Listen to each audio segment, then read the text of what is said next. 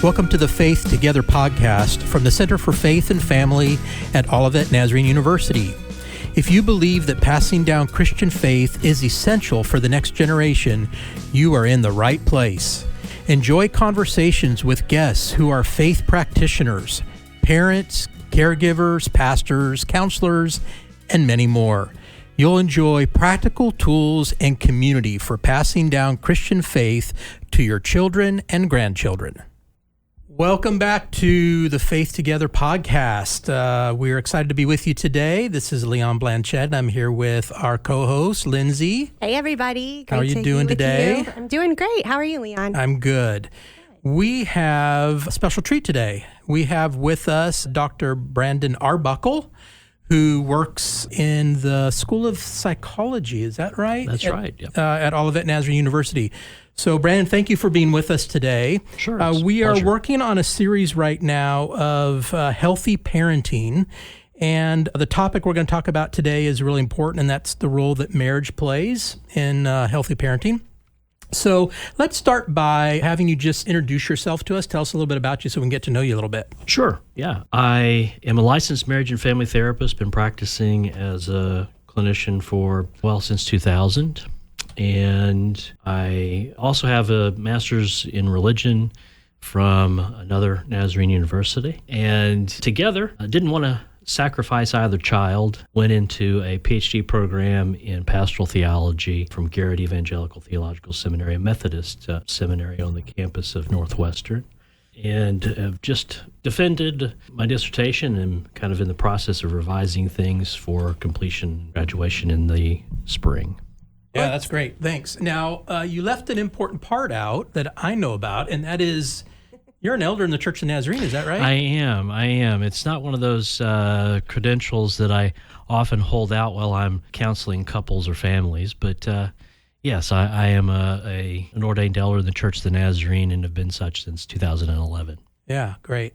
Well, so our goal with our podcast is to help parents successfully pass their faith onto their children. We've talked about this already, but we know that a really important thing for you all that are listening to us today, we want to be a part of that. And so one of the things that we know is that healthy parents are more successful at passing on their faith. So we've asked Brandon to come and talk with us about that. So let's start with some questions now that we've kind of got an idea of who Brandon is. So Lindsay, you want to get us started on that? Sure. So Brandon, we know that when we're passing on faith to our kids, to our grandkids, whatever that may look like, we want to pass down a healthy faith. We want them to have a living and an active faith and to see that modeled in their lives. And a lot of that modeling comes from the parents that they are attached to and the marriage that they see modeled. And so I would love to just hear from your experience what you define and what you see as a healthy marriage. Yeah, great question, Lindsay. And I think you're absolutely right that, from top down, modeling your faith is a critical component to having a faithful family. When it comes to a healthy marriage, the challenge is really in defining what is health. And here in this context, of course, we're likely kind of privileging the notion of a Christian family and a healthy Christian family. In the abstract, of course, it becomes a challenge to define health as though it's somehow separate from the rationale to be married in the first place. For example, a lot of folks will say, I want to get married because of any number of utilitarian reasons, one of which is to have kids. Of course, when children grow up and move out, as children often inevitably will do, the ability for parents to rationalize what it means to stay married then becomes a challenge, which indicates, higher divorce rates around that 55 to 65 year age range. It's an uptick in the divorce rate according to national statistics. And that is to say that when parents find their kids are gone, they often wonder, who are you and what are you doing in my house? And then we have to kind of rationalize or kind of come back to the table to define that. With respect to a healthy marriage, though, generally speaking, it really requires two things. One, a shared vision of the future, and two, adaptability. Of course, the critical component that sort of holds both these together is trust. A shared vision of the future is one that comes almost out of Scripture. In the Old Testament, I think Proverbs says that people without a vision will perish. And in this instance, it's true for marriages as well. And that is to say, a shared vision of the future is not the same vision. It requires that we sort of set out for this kind of qualitative description of a relationship. I want respect. I want love. I want care. These are sort of qualitative descriptions that are to be then interpreted in their particularities between the partners, so that we're not saying, I want a white picket fence with this kind of person who has this kind of income, drives this kind of vehicle. There's a name for those people who have all of those elements named out before they get married, and the name for those people is usually single.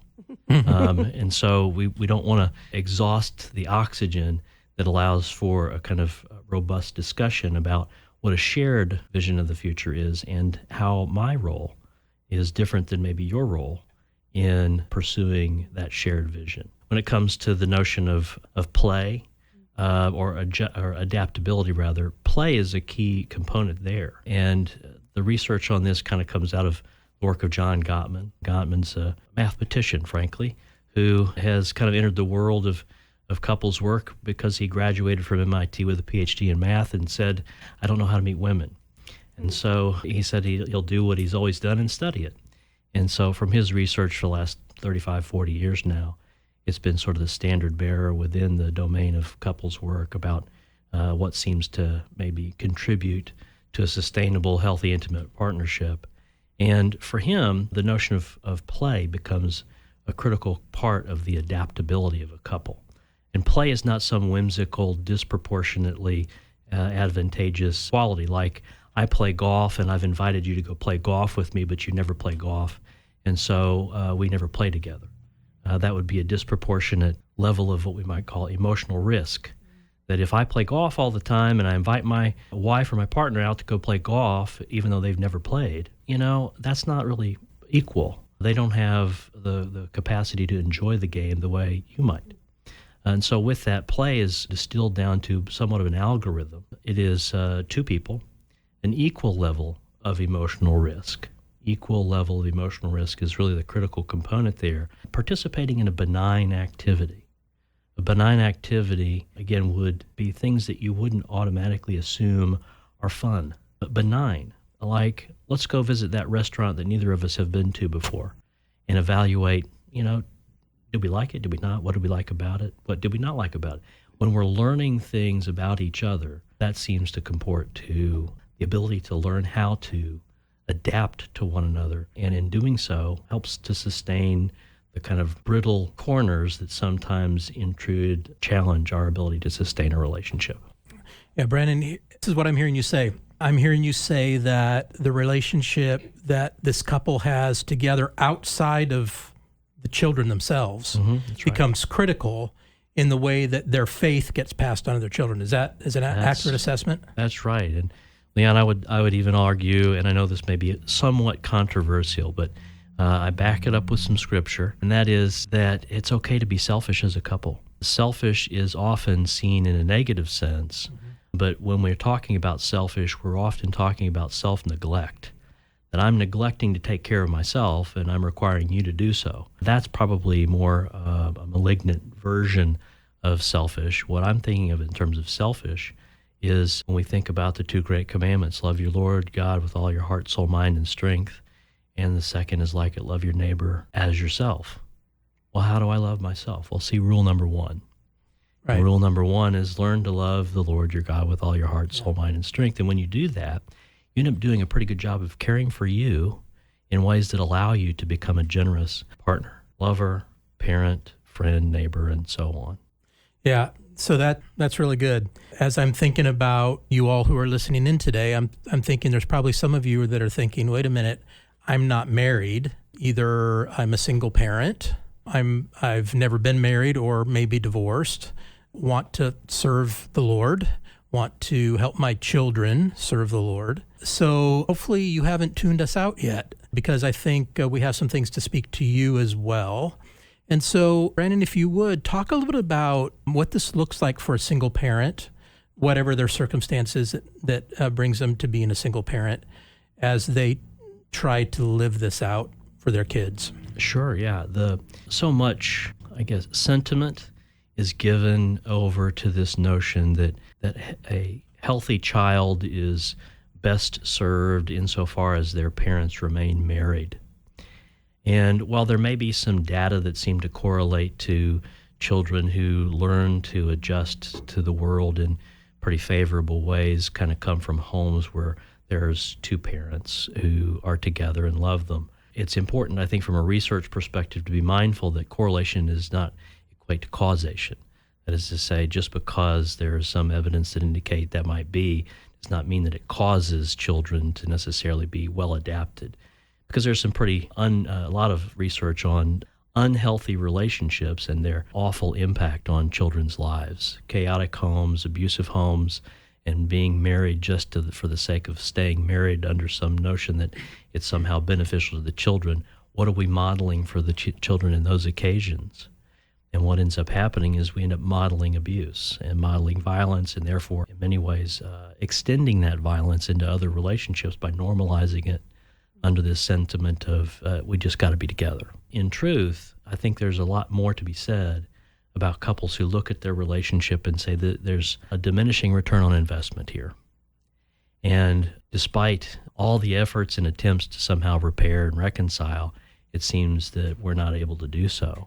That is to say that there are alternatives, meaning that I still can make sure that in the onset of this relationship's demise and the potential divorce or dissolving of the relationship, that doesn't necessarily mean my child is any less than, because now I have an opportunity to double down on those relationships that are now available to me, to bring them into my life so that I can model for my child some semblance of good and hopefulness.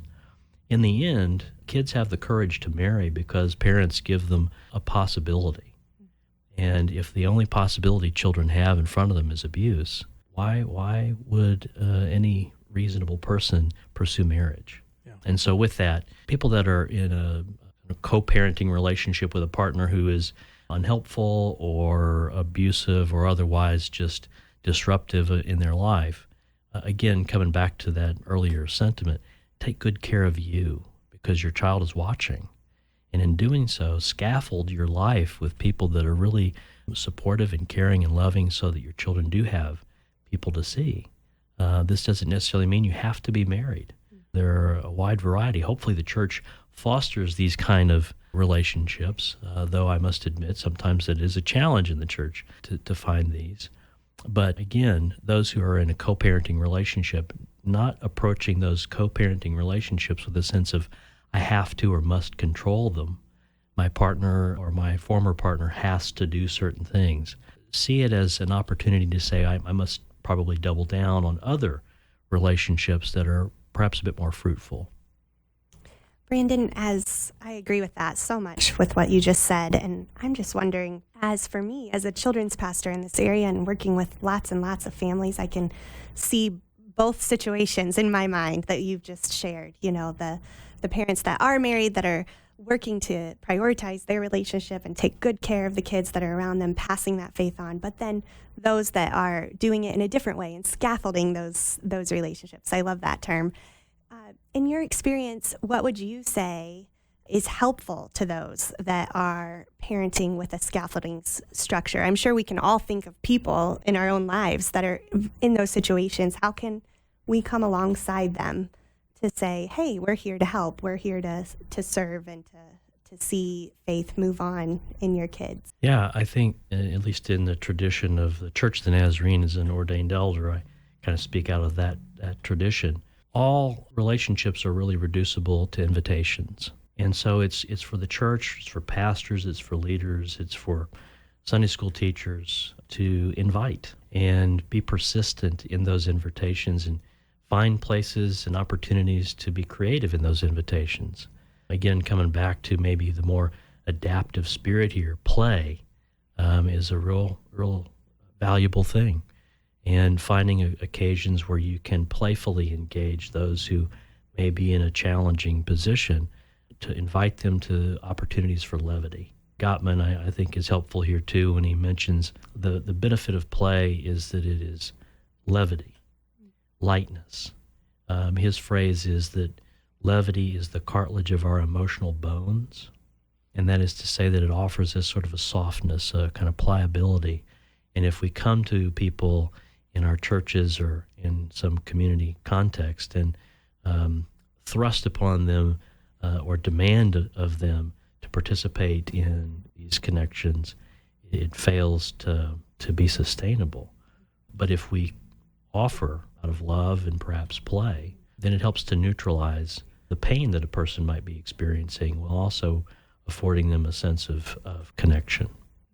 Any parent knows by watching their kids that play is more than just a waste of time, something to keep them busy, that play brings about learning experiences. I mean, Lindsey, you and I see this all the time in our ministries, but you parents see this as well. You watch your kids play, you watch them mimic what they see in you, you watch them play in their house center at their home and mimic what they see. So one of the things that, Brandon, I hear you I don't know that you've used this word yet, but it seems to be the context, and that is this idea of modeling. We talk quite a bit about modeling in the church, about if you want someone to take on a new habit or a new discipline, one of the best ways to do that is to model it for them, let them see you doing it with them, participating together. I see play being some of that.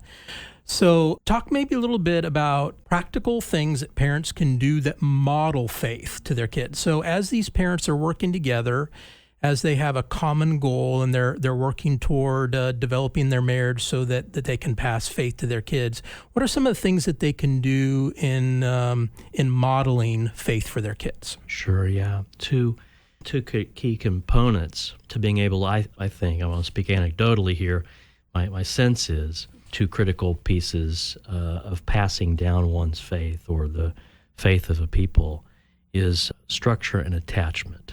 So in this instance, structure creates the conditions where a sense of reliability on resources and access to affection can be made known. You think about a child, children are not much different than adults in that they're going to use the tools that they have to try and influence the circumstance in which they live. And so sometimes temper tantrums are seen as disruptive, but it's really just a child trying to gain influence over their circumstance. Children can normalize their temper tantrums when a chaotic environment does not afford them a sense of reliability. So they use coercion.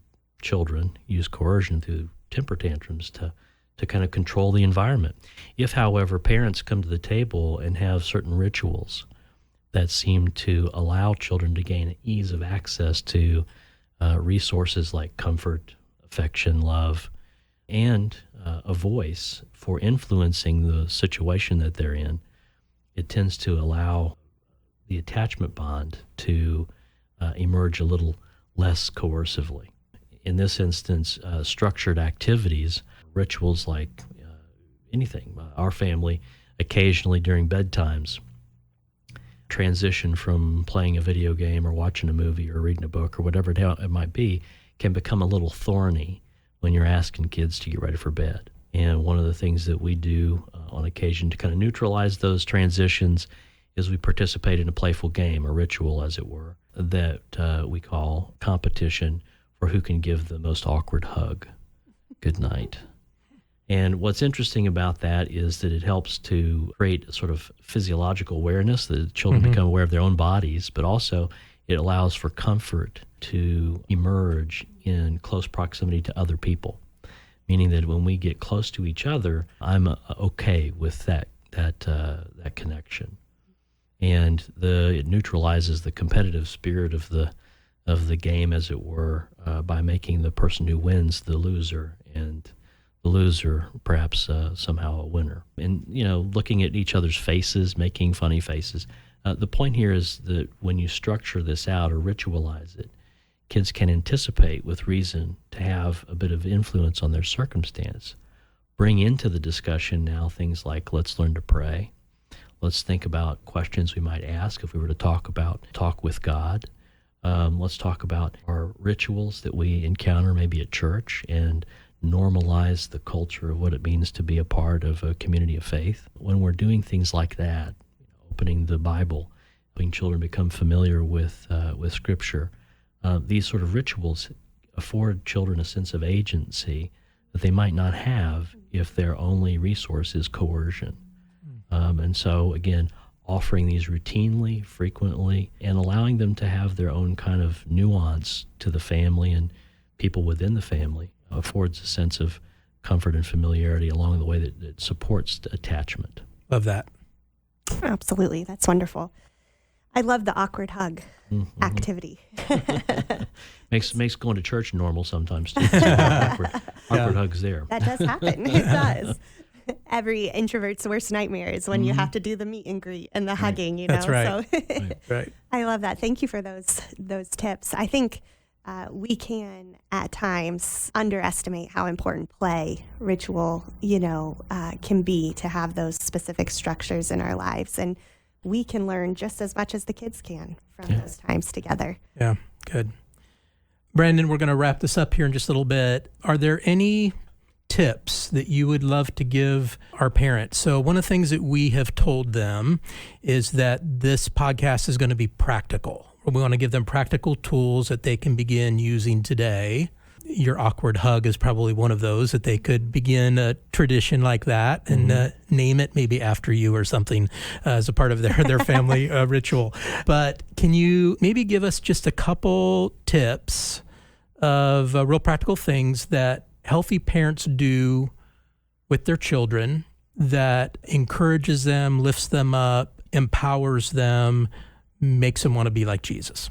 Sure. So one thing that, this is a little nerdy, but within the domain of neuroscience, parents can do is connect to redirect. That little phrase comes from Tina Payne Bryson and Dan Siegel.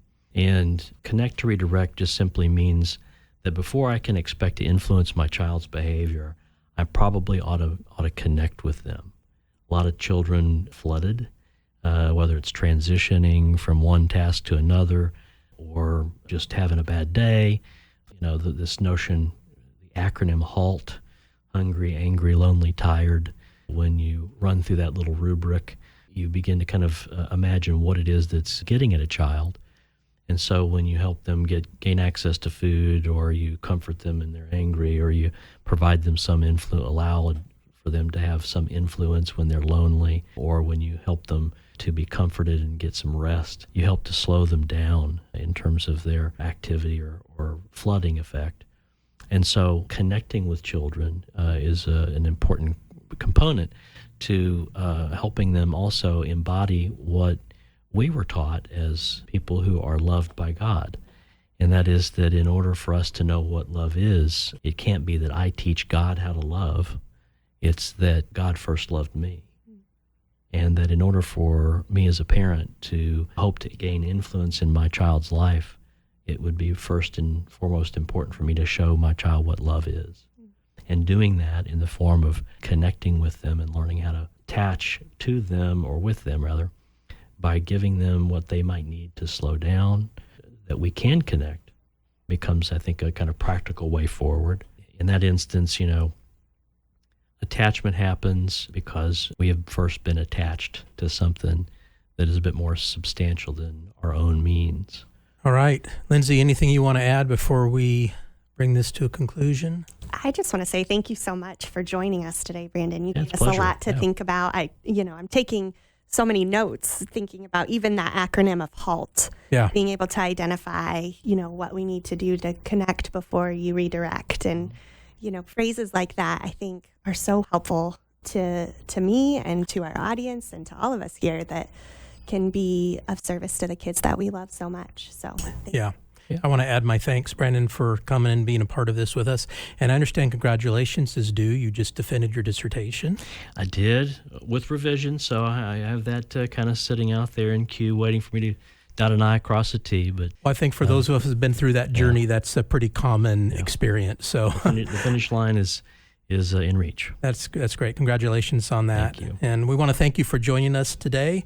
May the Lord bless you, keep you, and give you peace. You've been listening to the Faith Together podcast from the Center for Faith and Family at Olivet Nazarene University.